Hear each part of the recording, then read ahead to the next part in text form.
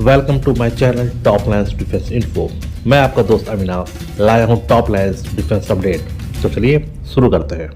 अभी कुछ दिनों पहले Indian defence minister Rajnath Singh के द्वारा इंडियन एयरफोर्स के टॉप के अधिकारियों के साथ एक मीटिंग की गई थी, जिसका मुख्य एजेंडा इंडियन एयरफोर्स की futuristic need of combat aircraft और उसकी कैपेबिलिटी कैसे बढ़ाई जाए इस पे था। ये मीटिंग ऐसे समय पे होना इसलिए भी महत्वपूर्ण था कि उससे कुछ दिनों पहले ही एरो इंडिया शो में इंडियन एयरफोर्स चीफ के द्वारा एचएल के तौर तरीकों और काम करने की शैली को लेकर काफी कुछ बोला गया था। इंडियन एयरफोर्स चीफ की बातों से उनकी फ्रस्ट्रेशन साफ साफ दिख रही थी, और जब यही बात डिफेंस मिनिस्ट्री के द्वारा भी सुनी गई तो ऊपर बैठे डिफेंस मिनिस्ट्री के अधिकारियों को भी समझ में आने लग गया था कि अब पानी सर के ऊपर आ चुका है। तो उसके बाद ही राजनाथ सिंह जी के द्वारा इस कॉन्फ्रेंस का आयोजन करवाया गया। इस मीटिंग के दौरान काफी बातें अब निकल के सामने आ रही हैं, जिसमें सबसे महत्वपूर्ण बात जो खुल के आ रही है उसके अनुसार इंडियन एयरफोर्स ने अपने लिए 2047 तक का एक महत्वपूर्ण टारगेट रखा है, और ये टारगेट है 2047 तक 60 स्क्वाड्रन को अचीव करने का।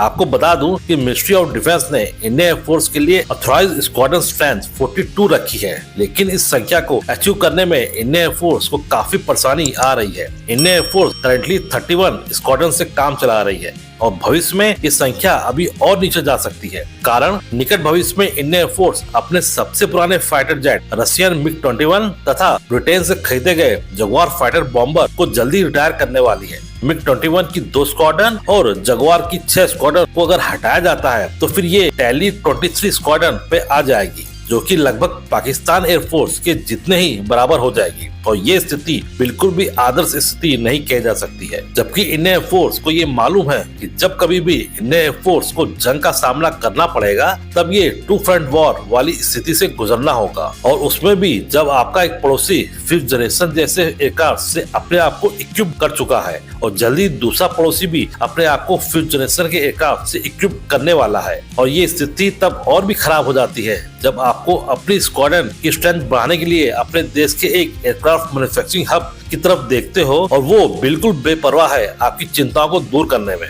खैर, जैसा कि मैंने पहले ही बोला था कि डिफेंस मिनिस्ट्री को इंडियन एयरफोर्स की प्रॉब्लम साफ साफ दिख रही थी, और इसीलिए इंडियन एयरफोर्स के साथ हुई इस मीटिंग में जो बातें निकल के आई हैं उसके अनुसार भविष्य के खतरों और हमारे दुश्मनों द्वारा एडवांस टेक्नोलॉजी मिलने के बाद अब ये जरूरी हो गया है कि इंडियन एयरफोर्स को भी अब अपनी स्ट्रेंथ को हर हालत में 42 स्क्वाड्रन से बढ़ा के 60 स्क्वाड्रन तक करनी होगी। और इसके लिए करीब 20 सालों के भीतर 500 से 600 एयरक्राफ्ट का इंडक्शन इंडियन एयरफोर्स के अंदर करना होगा। इंडियन एयरफोर्स ने जो 60 स्क्वाड्रन का लक्ष्य लिया है उसका सीधा मतलब 1000 से 1200 एयरक्राफ्ट को एयरफोर्स के बेड़े में शामिल होना है, जिसमें कुछ पुराने, कुछ नए और कुछ स्टेल्थ एयरक्राफ्ट होंगे।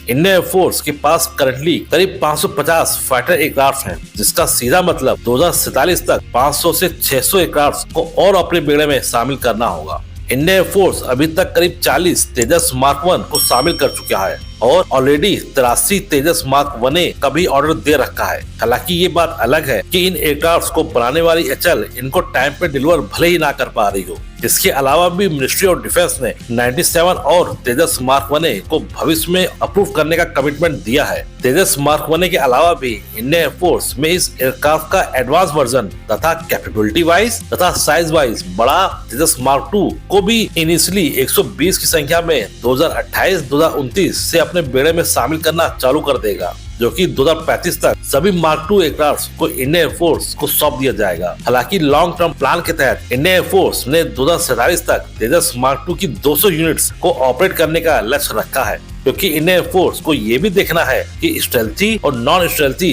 दोनों तरह के एयरक्राफ्ट को जमीन पे मेंटेन करने की कॉस्ट तथा पर फ्लाइट कॉस्ट को भी अलॉटेड बजट के अंदर ही रखना है, जिसमें तेजस मार्क 1A तथा तेजस मार्क 2 सबसे ज्यादा महत्वपूर्ण रोल निभाएंगे। अब अगर स्टेल्थी एयरक्राफ्ट एमका के इंडक्शन की बात करें तो 2035 ऑनवर्ड से इन स्टेल्थी फाइटर जेट को भी इंडियन एयरफोर्स को डिलीवर करना चालू हो जाएगा। एमका मार्क 1A और एमका मार्क 2 दोनों को मिला के करीब 200 यूनिट 2047 तक इंडेक्स हो जाएंगी। बहुत से व्यूअर्स को एमका मार्क 1 तथा एमका मार्क 2 में अगर कंफ्यूजन है तो मैं बता दूं कि एमका मार्क 1 जनरल इलेक्ट्रिक के F414 इंजन का यूज करेगा, जो कि 98 किलो न्यूटन तक का थ्रस्ट देता है। तो वहीं एमका मार्क 2 को 110 किलो न्यूटन तक के थ्रस्ट वाले इंजन से लैस कराया जाएगा। एमका मार्क 2 की कई टेक्नोलॉजी एमका मार्क 1 की अपेक्षा ज्यादा एडवांस होगी, तो इसीलिए एमका मार्क 2 को 5.5 जनरेशन का एयरक्राफ्ट बोला जाता है।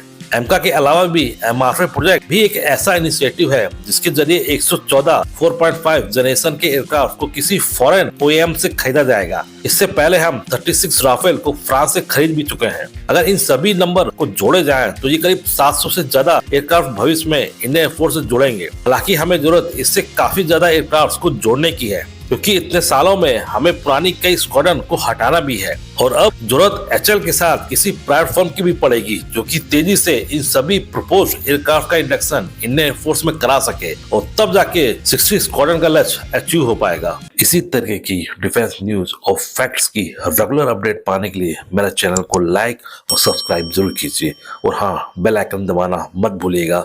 जय हिंद।